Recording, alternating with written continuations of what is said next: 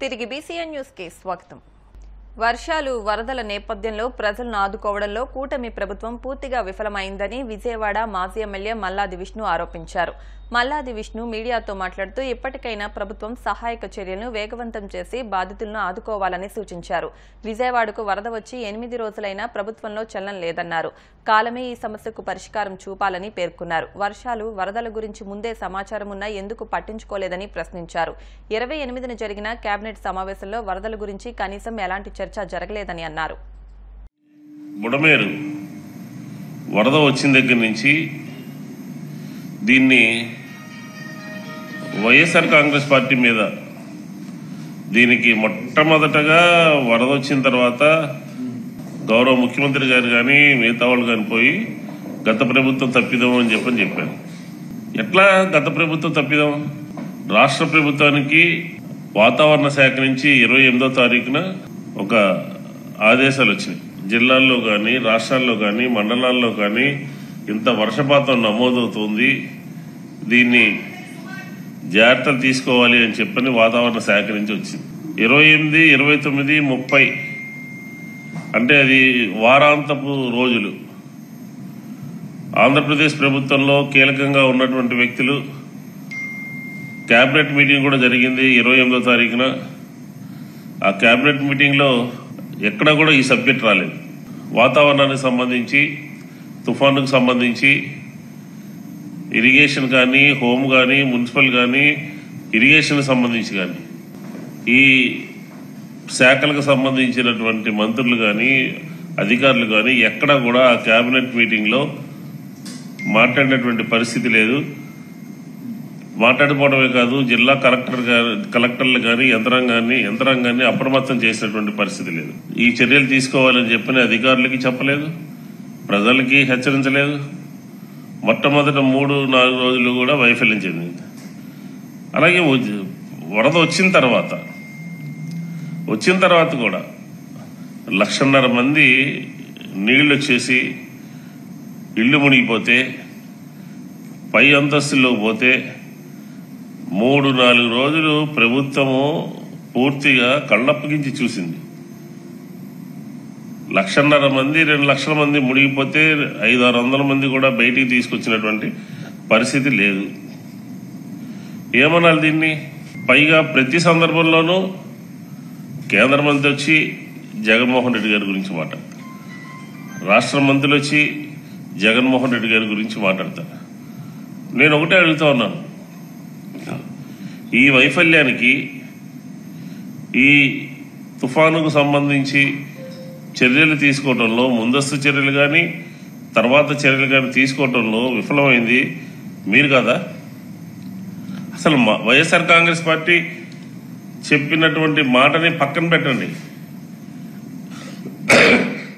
మీ ప్రభుత్వంలో చిన్న స్థాయి అధికారి దగ్గర నుంచి, మీ ప్రభుత్వంలో రెవెన్యూ సంబంధించి ప్రిన్సిపల్ సెక్రటరీ, పెద్ద స్థాయి చివరి స్థాయి అధికారి వరకు కూడా ఇద్దరు చెప్పినటువంటి మాటలు మీరు గమనించండి. అంటే ప్రజలు లైట్ తీసుకుంటారని చెప్పని, ప్రజలు సమాచారం ఇచ్చినప్పటికీ కూడా వాళ్ళు రియాక్ట్ కారని, 10,000, 12,000 క్యూసెక్కుల వాటర్ మనం వదిలిపోతున్నాం కిందకి, అందరూ సురక్షిత ప్రాంతాలకి తరలి వెళ్ళండి అని చెప్పని ఎందుకు చెప్పలేదు మీరు? మీరు చెప్పుంటే మొత్తం అంతా కూడా ముసలివారు కానీ, పెద్దవారు కానీ, పిల్లలు కానీ, సింగనగర్ ఆ చుట్టుపక్కల ప్రాంతాల్లో చనిపోయినటువంటి వాడి కుటుంబానికి ఏం సమాధానం చెప్తారు ఈ రోజున మీరు? కూటమి ప్రభుత్వం అనుసరించిన తప్పిదాల వల్లే విజయవాడ మునిగిందని మాజీ మంత్రి కురసాల కన్నబాబు ఆరోపించారు. కురసాల కన్నబాబు ఆదివారం మీడియాతో మాట్లాడుతూ భారీ వర్షాలు, వరదలు రాష్ట్రాన్ని అతలాకుతలం చేశాయని అన్నారు. చంద్రబాబు పాలనలోని డొల్లతనం బయటపడిందని, బాధితులను ఆదుకున్నామని చెప్పగలరా అంటూ ప్రశ్నించారు. చంద్రబాబు మీడియాని మేనేజ్ చేసుకుంటూ కేవలం పబ్లిసిటీ మాత్రమే చేసుకుంటున్నారని అన్నారు. వరద గురించి ముఖ్యమంత్రి చంద్రబాబు ఒక్కసారైనా సమీక్ష నిర్వహించారని ప్రశ్నించారు. గత 10 రోజులుగా ఈ రాష్ట్రంలో ఉన్న వరద, వర్షాల ప్రభావం, దానివల్ల ప్రజలు పడుతున్న ఇబ్బందులు చూసినప్పుడు నిజంగా ఆశ్చర్యం వేస్తూ ఉంది. ఒక ప్రభుత్వం తన బాధ్యత సక్రమంగా నిర్వర్తిస్తుందా లేదా అనే ఆలోచన, ఒక ప్రశ్న అందరికి కూడా వచ్చింది.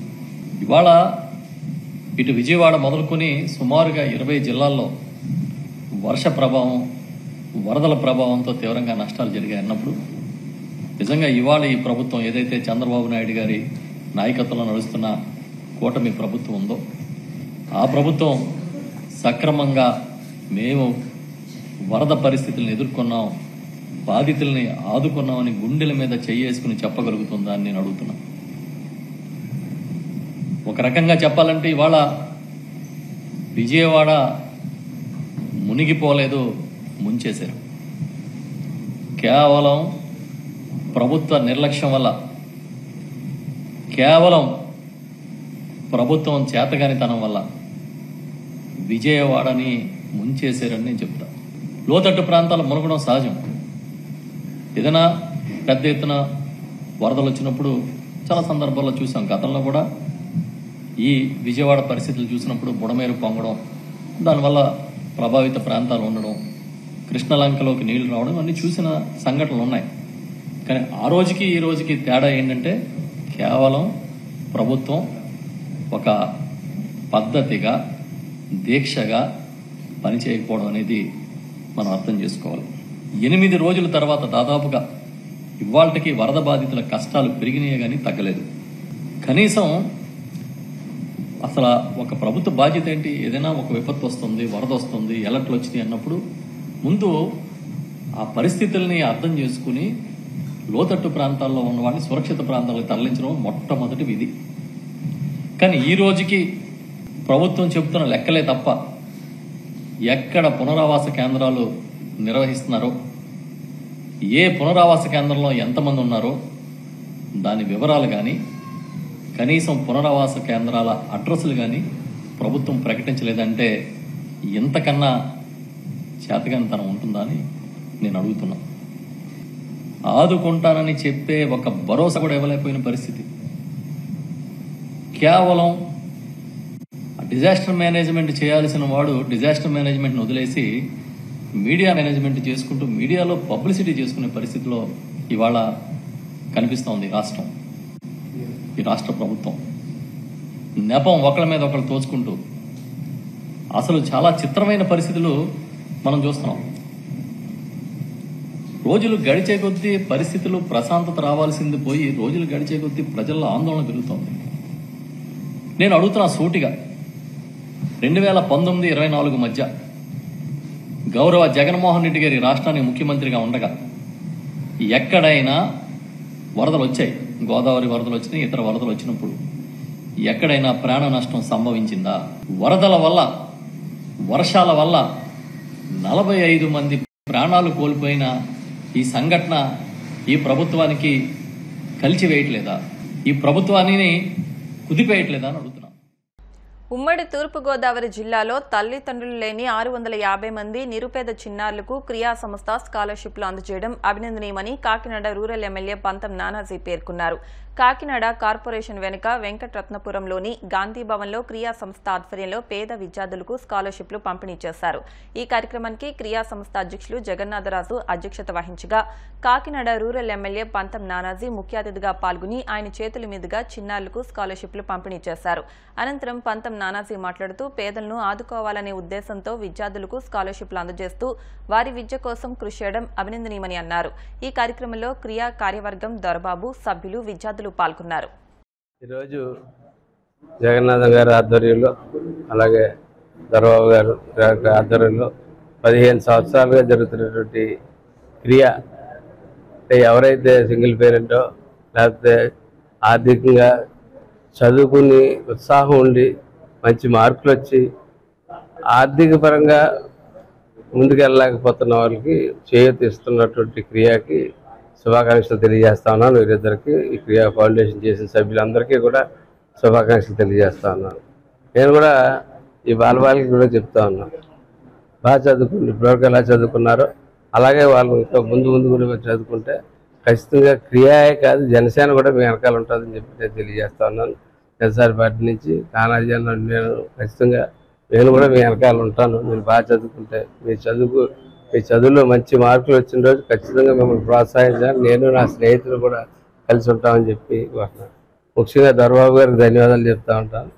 ఎందుకంటే ఇలాంటి ఒక్కోసారి ఇలాంటి చోట్లకు వచ్చినప్పుడు ఒక తృప్తి కలుగుతుంది. ఏదో చేసాము, ఏదో కార్యక్రమం నిత్యం రాజకీయాల్లో తిరిగి అందులోనే దొల్లి ఇటువంటి కార్యక్రమాలకు వచ్చినప్పుడు మనసుకు ఒక ప్రశాంతత, తృప్తి, ఆనందం కలుగుతుంది.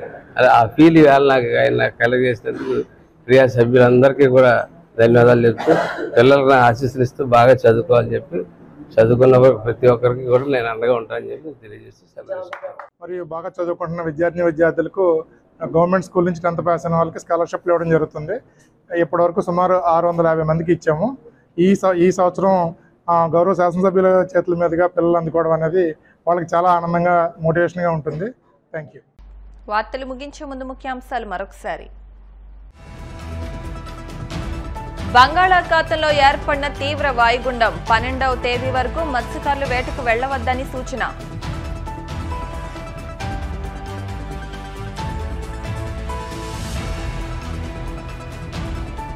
సీఎం సహాయ నిధికి 3,20,000 రూపాయల జమ. దాతలను అభినందించిన గూడూరు ఎమ్మెల్యే సునీల్ కుమార్.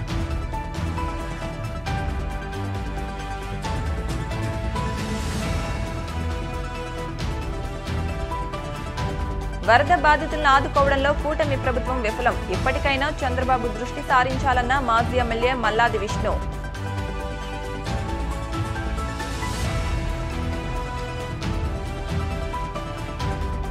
$650 మంది నిరుపేద చిన్నారులకు క్రియా సంస్థ ఉపకార వేతనాలు. కాకినాడ రూరల్ ఎమ్మెల్యే పంతం నానాసి చేతుల మీదుగా అందజేత.